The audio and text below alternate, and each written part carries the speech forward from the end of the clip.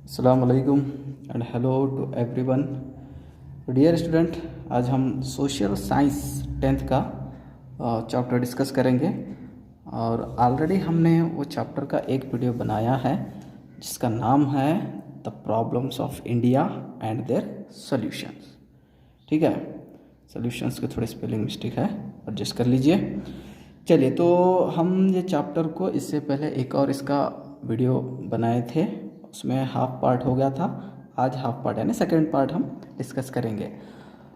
तो क्या है हमारे चैप्टर का नाम? The problems of India and their solutions, यानी हिंदुस्तान के मसले मसाइल और उनके हल किस तरह से सॉल्व करें। तो ये क्लास 10 सोशल साइंस का है, पार्ट 2 है। और ये पॉलिटिकल साइंस का है। कौन सा? पॉलिटिकल यानी सियासी साइंस जिसको बोलेंगे उर्दू में। तो लास्ट टाइम हम जो दो प्रॉब्लम्स बड़े वाले जो डिस्कस करे थे इस चैप्टर में, वो कौन से थे? यस, वो थे अनएम्प्लॉयमेंट यानी बेरोज़गारी और एक करप्शन या रिश्वतखोरी। ये दोनों प्रॉब्लम्स को हमने डिटेल में अच्छे से डिस्कस किया था और उम्मीद है आपको समझ में भी आया होगा। आज हम आगे के और कौन से जो प्रॉब्लम्स हैं जो हमारा हिंदुस्तान आए दिन फेस कर रहा है उस चीज़ को हम देखेंगे और उसके हल भी निकालेंगे और हम खुद भी इसको सॉल्व करने की अपने तरीके से कोशिश करेंगे। चलिए, तो चलते हैं प्रॉब्लम्स की तरफ, क्योंकि बहुत सारे प्रॉब्लम्स हैं।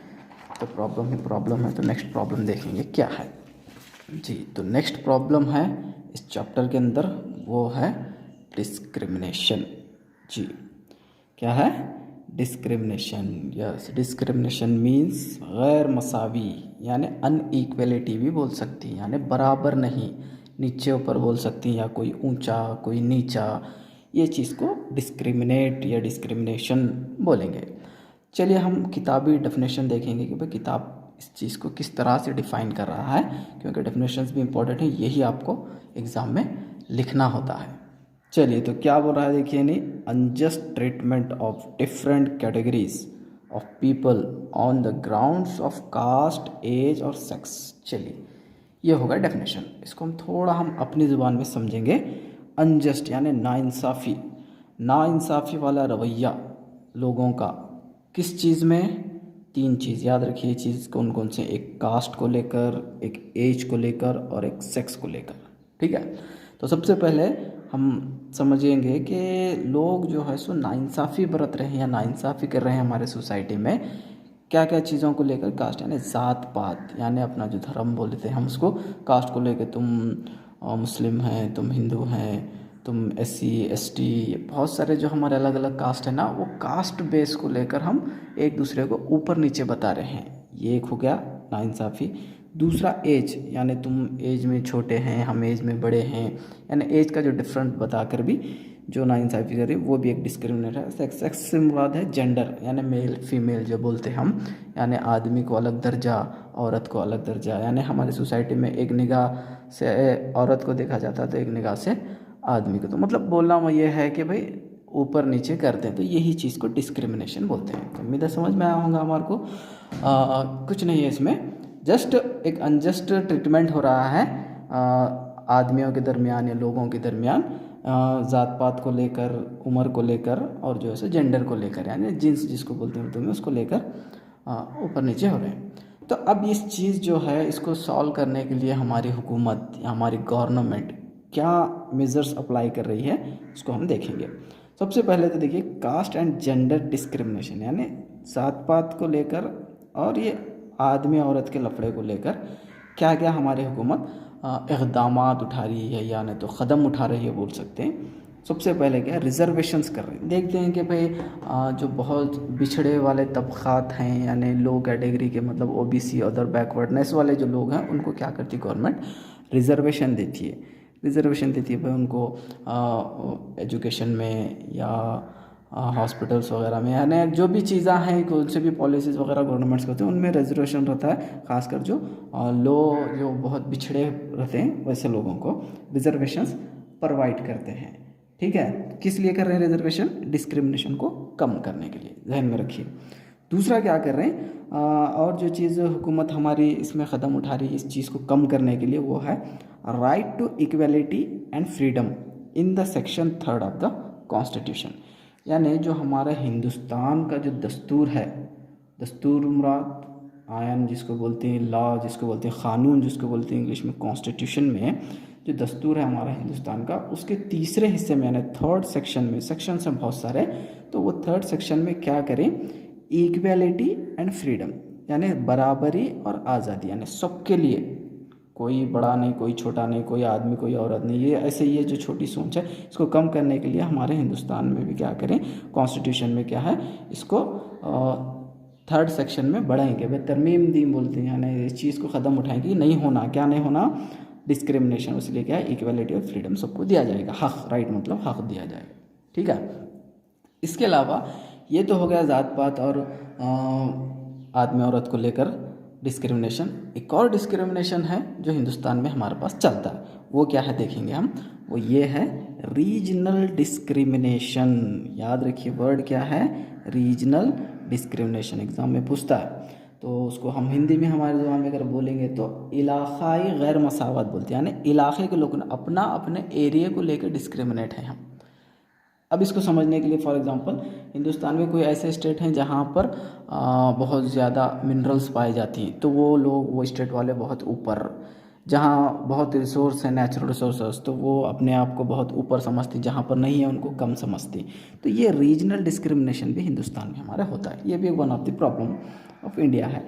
तो ये क्यों होता है बोले तो वहाँ की जो कुदरती वसाइल हैं, जिसको नेचुरल रिसोर्सेस हैं अन्यथा, तो इसमें क्या है, और ऐसे भी कुछ इलाके हैं जहाँ पर नेचुरल रिसोर्सेस नहीं है, वो बिछड़े हैं, पीछे हैं, तो जो पीछे हैं और जो आगे हैं दोनों अपने आप को अलग समझते हैं, तो ये भी एक रीजनल डिस्क्रिमिनेशन है। तो इसको कम करने के लिए भी क्या किया गया है, amendment to article 371 from A to J. याद रखिए पॉइंट्स एग्जाम में हमें ये लिखना होता है, तो क्या करें इसके अंदर बोले तो जो हमारा दस्तूर है हिंदुस्तान का, उसका जो आर्टिकल नंबर 371 है, क्या है 371 में फ्रॉम ए टू जे, ये जो अमेंडमेंट करें इसके अंदर तमाम, यानी ये जो इसके अंदर ये रीजनल को लेकर, जो इलाके को लेकर डिस्क्रिमिनेट चल रहा है, उसको कम करने के लिए कुछ पॉइंट्स दिए गए हैं।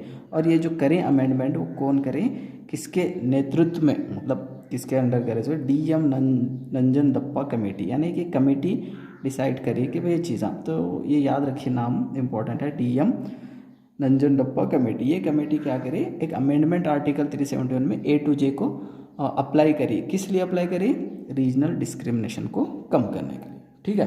तो ये हमारा डिस्क्रिमिनेशन है। नेक्स्ट प्रॉब्लम होगा है इंडिया का हमारे, जहाँ पर हम एज को लेकर, कास्ट को लेकर, सेक्स को लेकर और रीजनल को लेकर ये जो ऊंच नीच है उसको कम करना है, और ये एक हमारा प्रॉब्लम है, ठीक है।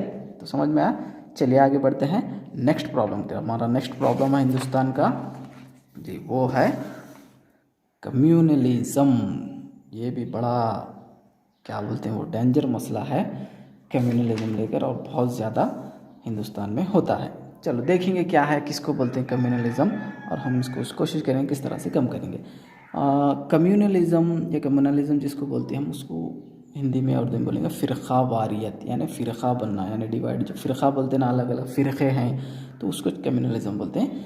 तो देखेंगे किसको बोलते हैं, इसका definition, segregation in the name of religion and creating hatred cultivating opposite self interest, या ये डेफिनेशन है। आता है क्वेश्चन 1 नंबर के, what is mean by communalism, तो आपको इतना लिखना पड़ेगा 1 मार्क्स के लिए। तो वो लिखने के लिए हम पहले इसको समझेंगे ताकि ईजी हो लिखने के लिए। क्या बता रहे हैं, सेग्रीगेशन हो रहा कहता है, segregation means, yes segregation means अलग होना, अलहदा होना, डिवाइड होना, बट जाने को सेग्रीगेट बोलते हैं।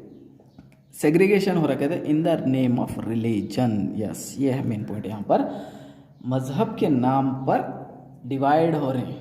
देखते हैं हम कि भाई आज देखते हैं कि बहुत बड़ी एक प्रॉब्लम है हमारे हिंदुस्तान की, कि हम रिलीजन्स को लेकर जो है सो बहुत बढ़ जा रहे हैं लहजे, और क्या होता है, क्रिएट हेटरेड, यानी एक दूसरे के दरमियान बहुत ही भयानक वाली नफरत पैदा हो रही है, अपोजिट, यानी एक दूसरे को बहुत ज़्यादा अपोज हो रहे हैं, यानी मज़हब के नाम पर समाज को तकसीम करना, डिवाइड करना, इसी को क्या बोलेंगे, फ़िरक़ा वारियत या कम्युनलिज्म, ठीक है। समझ में आया डेफिनेशन, ओके।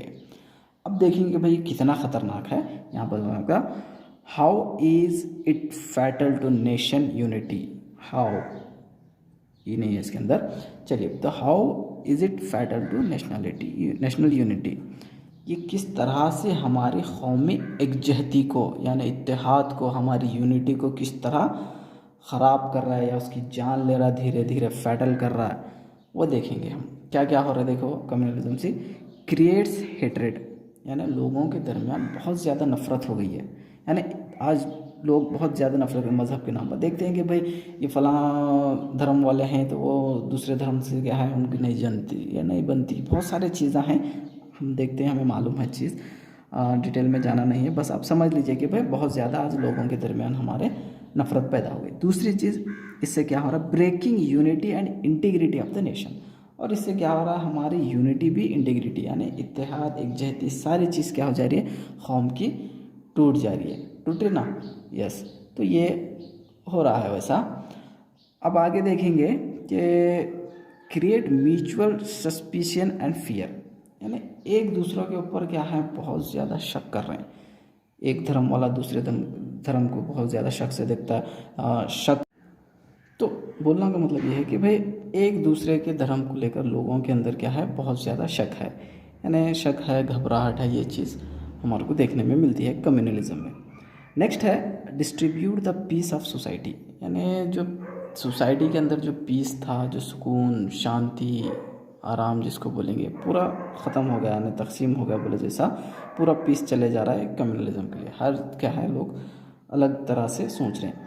और डिस्ट्रॉय पब्लिक एंड प्रॉपर्टी, यानी कभी कभार ऐसी भी चीज़ आती है कि भाई किसी चीज़ को, मसले को लेकर क्या है लोग रोडों पर, सड़कों पर निकल जाते हैं, हंगामे करते हैं, मार धाड़, तोड़ फोड़, ये सारे चीज़ें जिसमें क्या होता है पब्लिक प्रॉपर्टी और प्राइवेट प्रॉपर्टी नुकसान आते हैं। बसेस के, गवर्नमेंट जो बसेस हैं, दुकानें हैं, शॉप्स, बहुत सारे चीज़ें क्या है ख़राब हो जाते हैं, डिस्ट्रॉय कर देते हैं। लीड्स टू फिजिकल कॉम्बैट, कभी कभार क्या होता है हाथापाई पर मामला आता है, लोग एक दूसरे के ऊपर पथराव करते हैं, लड़ते हैं, झगड़ते हैं, सारे चीज़ें क्या है एक बड़ा ही संगीन वाला मसला बोल सकते हैं हम कम्युनलिज्म को, जो हमारा हिंदुस्तान फेस कर रहा है। ठीक है, तो बहुत बड़ा वाला मसला है। अब चलिए आगे देखेंगे कि भाई इस चीज़ को, ये प्रॉब्लम को हम क्या चीज़ें करके कम कर सकते हैं। ठीक है, तो उसके हम मेजर्स देखेंगे। चलिए, तो इसके मेजर्स ये हैं, मेजर्स टू टैकल कम्युनलिज्म, यानी कम्युनलिज्म को किस तरह से रोकें, कम करें या उसको ख़त्म करें, तो उसके लिए क्या हम चीज़ें करना है हमारे को। ठीक है, सबसे पहले देखिए यूनिफॉर्म सिविल कोड, क्या बता रहे हैं यहाँ पर, यूनिफॉर्म सिविल कोड मतलब इसका ये है कि भाई सबके लिए मसावी क़ानून, यानी तमाम जो हिंदुस्तान के जो नागरिक हैं, शहरी हैं, उनके लिए एक ही तरह का क़ानून रहेगा। ये अप्लाई करके इसको कम कर सकते हैं, बता रहे हैं। दूसरी जो चीज़ है वो है इक्वालिटी अमॉन्ग द सिटीजन्स, यानी सब जितने भी सिटीजन्स हैं, जितने भी नागरिक हैं हमारे देश के, सब क्या, सबके लिए इक्वालिटी, यानी सब एक समान है, सबको एक जैसा दर्जा मिलेगा। ये भी चीज़ को करके हम कम्युनलिज्म को कम कर सकते हैं, बता रहे हैं। नेक्स्ट है supporting secular values in the society, ये भी बड़ा इंपॉर्टेंट है। देखिए, और एक चीज़ क्या करके हम इसको कम कर सकते हैं, कहते हैं कुछ जो सेक्युलर चीज़ें हैं, अब सेक्युलर से मुराद क्या है, अच्छा सोचना, यानी अब जो हम ज़्यादा जो हमारा माइंड है क्या बोलते हैं हम, हमारा जो मज़हब है बहुत अच्छा है, हाँ चलो अच्छा है, सामने वाले के मज़हब को बुरा बोलती है, ये नहीं बोलना कि भाई जब हमारा अच्छा है तो उनका भी अच्छा है। तो ये इसको क्या बोलते हैं, सेकुलर माइंड बोलते हैं कि भाई हम अपने भी मज़हब को अच्छा बोलते हैं और सामने वाले के मज़हब को भी सही मानते हैं। तो ये ऐसे जो थिंकिंग है, इसको वैल्यूज़ देना सोसाइटी में, यानी उसको, उसकी कदर करना कि भाई हम एक दूसरे के मज़हब की इज़्ज़त करें, एक दूसरे के धर्म की वैल्यूज़ करें। ठीक है, तो इसको सपोर्ट करना चाहिए। Next, developing healthy national thoughts, यानी लोगों के अंदर कौम को लेकर अच्छे ख्यालात डालना, यानी अच्छे थाट्स रखना, यानी कौम यानी सबसे पहले जो हमारा देश है, उसके बाद धर्म है, ऐसे जो रहते ना थाट्स वाले, इससे क्या है इत्तेहाद बना रहता है और सोसाइटी में पीस रहता है। तो ये चीज़ों को भी क्या है हेल्दी नेशनल थाट्स डेवलप करना, इससे भी हम कम्युनलिज्म को कम कर सकते हैं। नेक्स्ट क्या है देखो, इकोनॉमिक एंड सोशल इक्वलिटी, यानी इकोनॉमिक्स और सोशल के अंदर भी इक्वलिटी, सबको बराबरी में आना। इकोनॉमिक जो काम धंधा तिजारत वगैरह है, जो बिजनेस है, वहाँ भी आने, एक का बड़ा बिजनेस है, एक का छोटा, ऐसा नहीं, सबको क्या है लेवल तो अच्छे तरीके से बिजनेस में भी हम उसको इक्वलिटी रखना, यानी सोशल में, समाज के अंदर भी रखना। और लास्ट में जो बता रही, foster the faith of all peoples, यानी जो ऐसे लोग हैं जो कम्युनलिज्म को बढ़ावा देते हैं वैसे लोगों को डिस्करेज करना है ना, फोस्टर करना, उनके जो यकीन है, जो उनका भरोसा है, मिथ, उनको सराहना है, उनको दबाना बोले जैसा फोस्टर करना। तो ये चंद चीज़ें हैं जिससे हम कम्युनलिज्म को कम करते हैं। यानी क्वेश्चन पे आया तो ये पॉइंट्स जो भी हैं 4-5 पॉइंट्स लिखे तो आपको काफ़ी है। ठीक है, तो हम कम्युनलिज्म देखें क्या है, कम्युनलिज्म मालूम करें और साथ ही उसका सोल्यूशन भी देख। चलिए अब आगे बढ़ते हैं नेक्स्ट प्रॉब्लम की तरफ, वो क्या है देखेंगे। चलिए तो नेक्स्ट हमारा प्रॉब्लम है यस स्टेटस ऑफ वुमेन, मतलब औरतों का मुकाम, यानी लेडीज़ का क्या है। तो ये भी बोलेंगे कि भाई स्टेटस ऑफ वुमन को लेकर क्या प्रॉब्लम है, बड़ी प्रॉब्लम है, ये भी देखेंगे क्या है प्रॉब्लम ये। तो हिंदुस्तान में जो है सो औरतों को लेकर भी बहुत ज़्यादा कम नज़री जिसको बोलते हैं, छोटी सोच वगैरह है, बहुत सारी चीज़ें होती हैं। मगर एक चीज़ अगर सोचेंगे हम स्टेटस यानी औरतों का भी मुकाम, ख़ासकर हमारे देश की आज़ादी को लेकर भी अगर हम देखेंगे तो ऐसे कई लेडीज़ हैं, औरतें हैं, ख़वातीन हैं जो बढ़ चढ़कर हिंदुस्तान को आज़ादी में हिस्सा लिए। जैसा नाम अगर हम देखेंगे, झांसी की रानी लक्ष्मीबाई, कित्तौर की रानी चिन्नम्मा, एनी बेसेंट है, कस्तूरबा गांधी है, रज़िया सुल्ताना, सावित्रीबाई फुले, सरोजिनी नायडू, यानी बहुत सारे ऐसे वुमेन्स भी हैं जो हिंदुस्तान की आज़ादी में भी हिस्सा लिए। सो तो उनको भी क्या है स्टेटस दर्जा देना जो हम नहीं दे रहे, कम दे रहे हैं, इसलिए ये भी जो है एक प्रॉब्लम्स में से एक प्रॉब्लम है हमारे हिंदुस्तान की। देखेंगे तो जिस तरह की उनको वैल्यूज़ मिलना था वो नहीं मिल रही, और उसी को जो है सो हमें देना चाहिए, उसके ऊपर से हमको डिस्कस करना है। चलिए तो देखेंगे यहाँ पर measures taken to improve the status of women, यानी यहाँ पर ऐसे क्या चीज़ें हमें करना चाहिए जिससे औरतों का मुकाम और बढ़े, यानी उनको हमारी सोसाइटी में एक अच्छी नज़र से देखा जाए, उसके लिए हमें क्या क्या करना चाहिए। ठीक है, वन बाय वन डिस्कस करेंगे हम। सबसे पहले जो चीज़ औरतों के मामले में करना है वो क्या है, जो गवर्नमेंट अप्लाई करिए यानी उनको औरतों के मुकाम को बढ़ाने के लिए, वो क्या है, women and child development department, यानी एक डिपार्टमेंट, एक महकमा जिसको बोलेंगे, बनाए हैं। ख़ासकर इसमें क्या होता है, वुमेन एंड चाइल्ड डेवलपमेंट, यानी औरतों और बच्चों का। तो उसमें बच्चों का कहाँ से बोलते हैं, औरतों के साथ बच्चे भी, यानी जैसा बोलते हैं कि भाई जिस घर में माँ हेल्दी या अच्छे रहेंगे उस घर का बच्चा भी अच्छा रहता है। तो यानी दोनों इंटरकनेक्टेड हैं। तो इनके डेवलपमेंट के लिए एक डिपार्टमेंट को बनाया गया है जिसमें क्या क्या चीज़ें होती हैं वो देखेंगे। प्रोवाइडिंग एजुकेशन, यानी उनको औरतों को एजुकेशन देना है, बहुत ज़रूरत है। अगर हम देखेंगे सर्वे करके हिंदुस्तान का, तो आज भी बहुत से ऐसे स्टेट्स लो या बहुत ऐसे विलेजेस हैं जहाँ पर बहुत कम रेशियो है लेडीज़ का पढ़ने का, तो उनको भी एजुकेशन देना ज़रूरी है। नेक्स्ट जो चीज़ करना है हमारे को, अबॉलिशिंग चाइल्ड मैरिज, यानी आज भी हिंदुस्तान में ऐसी बैकवर्डनेस है कि भाई बच्चा बचपन वाली शादी जो बोलते हैं, यानी छोटी उम्र में, अभी बालिग भी नहीं, अडल्ट भी नहीं होने से पहले जो मैरिज होती है लड़कियों की, उसको अबॉलिश करना है, उसको ख़त्म करना, रोकना उसको। नेक्स्ट है डावरी प्रोहिबिशन एक्ट, यानी डावरी को लेकर, यानी बहुत से ये भी देखा जाता है कि जो जहेज़ की जो लानत बोलेंगे हम, उसको भी लेकर हिंदुस्तान में बहुत है, जहेज़ के मामले में बहुत से केसेस आते हैं सामने हमारे डावरी के लेकर। नेक्स्ट है ये एक्ट करे, यानी गवर्नमेंट हमारे एक्ट बनाई हुई है कि चलिए, तो ये जो डावरी प्रोहिबिशन एक्ट है, इसके तहत अगर मालूम हो गया कि कहीं जहेज़ का मामला लेन देन चल रहा है, तो उसके हिसाब से गवर्नमेंट उसको सज़ा देती है, जुर्माना वगैरह भी होता है। तो ये भी एक गवर्नमेंट की तरफ से स्टेप लिया गया है। नेक्स्ट है स्त्री शक्ति प्रोग्राम या स्त्री की शक्ति प्रोग्राम, ये खासकर ये हमारे कर्नाटका का है। तो ये कर्नाटक हुकूमत ने स्त्री शक्ति जैसे प्रोग्राम्स को क्या है बनाई है। ख़ासकर इसके अंदर जो होता है वो रूरल, यानी रूरल से मुराद देहात जो रहते हैं, गांव वगैरह, तो रूरल एरिया में जो लेडीज़ हैं उनके डेवलपमेंट के लिए जो हमारी कर्नाटका गवर्नमेंट एक स्त्री शक्ति प्रोग्राम को बनाई है ताकि उनकी हेल्प हो सके। ठीक है, इंपॉर्टेंट है। देखिए अभी नेक्स्ट और क्या क्या चीज़ें कर रहे हैं बोलते, वुमेन सेल्फ हेल्प ग्रुप्स, यानी वुमेंस का क्या है सेल्फ, यानी उन्हें खुद अपने पैरों पर जैसे खड़े होना, यानी खुद को किसी के ऊपर डिपेंड नहीं रहना। उनके कुछ प्रोग्राम्स, उनके ग्रुप्स बनाए हैं ताकि उन्हें अच्छे से सर्वाइव कर सके। नेक्स्ट इस्टेब्लिशिंग वुमेंस कमीशंस, यानी बहुत से वुमेंस के कमीशंस बन रहे हैं। अब कमीशंस के अंदर क्या रहता है, उनके कहीं भी जो उनके कहीं किसी लड़की के साथ कुछ बुरा हुआ, नाइंसाफ़ी हुई, तो ये कमीशंस के थ्रू क्या करते हैं, उन्होंने उस चीज़ को इंसाफ को बढ़ाते हैं, यानी जिसको बोलेंगे बहुत से हैं जैसे युति मंडल, ऐसे अलग अलग अलग कमीशंस बनाकर क्या है उस चीज़ को जो यहाँ पर नाइंसाफ़ी हो रही है स्त्री शक्ति जैसे जैसे नामा देकर उनको सॉल्व करते हैं।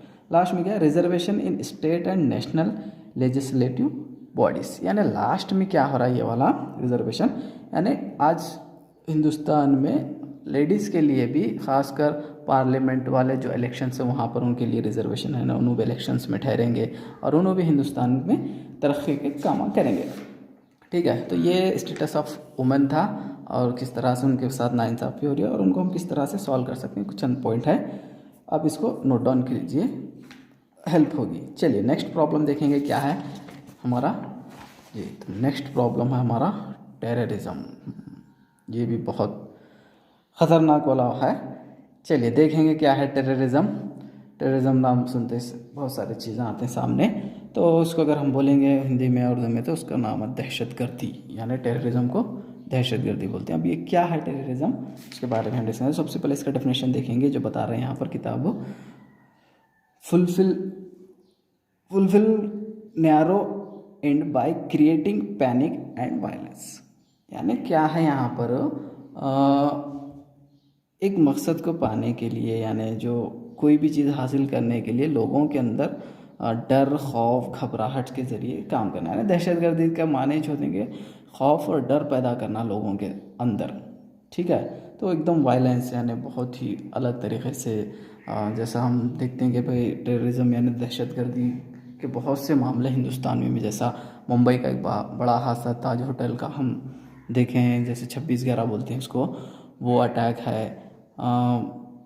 बेंगलुरु में भी कई धमाके हुए थे, हैदराबाद में, यानी अलग अलग पार्ट्स ऑफ इंडिया में क्या है बहुत सारे ऐसे हुए हैं, मालेगांव अटैक, ये सारी चीज़ें क्या है कि दहशतगर्दी हमले जिससे बहुत ही ज़्यादा बुरे इफ़ेक्ट्स पड़ते हैं, बड़े ही ख़तरनाक चीज़ें होती हैं। तो वो चीज़ें होती हैं, उसी चीज़ को लेकर यहाँ पर बता रहे हैं, क्योंकि ये भी है क्या one of the biggest problem भी बोल सकते हैं इसको, जो हिंदुस्तान हमारा फेस कर रहा है। तो अब देखेंगे ये जो दहशतगर्दी है इसके इफ़ेक्ट्स क्या हो रहे हैं हमारे टेररिज्म के।